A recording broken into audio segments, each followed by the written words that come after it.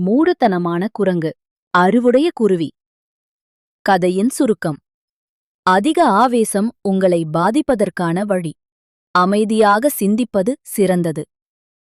அரண்மனையின் தோட்டம். ஒரு பழம் நிறைந்த மாமரத்தில் ஒரு குரங்கு சின்ன குருவியை தொந்தரவு செய்கிறது. குரங்கு, அடே, இந்த மரம் என்னுடையது, நீ ஏன் இங்க இருக்கிற?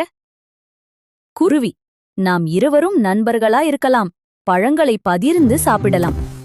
குரங்கு ஆவேசமாக பழங்களை ஒருங்கிணைத்து பறித்து வீசுகிறது. குருவி அமைதியாக சுற்றிக்கொண்டு பறவைகளுடன் நண்பர்களாகிறது. அடுத்த நாள் குரங்கு தவறவிட்டு கீழே விழுகிறது. எந்த பழமும் இல்லை. அதே நேரத்தில் குருவி மற்ற பறவைகளுடன் பழங்களை சேகரித்து குரங்குக்கும் கொடுக்க வருகிறது. குருவி, நீ இன்று தவறினாலும் நாளை திருத்திக் கொள்ளலாம். பகிர்ந்து கொள்வது நல்லது.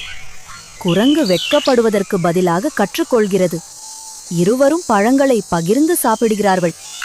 ஆவேசம் இல்லாமல் அமைதியாக சிந்தித்தால் வாழ்க்கை இனிமையாகும். அன்பும் பகிர்வும் சிறந்த பண்புகள்.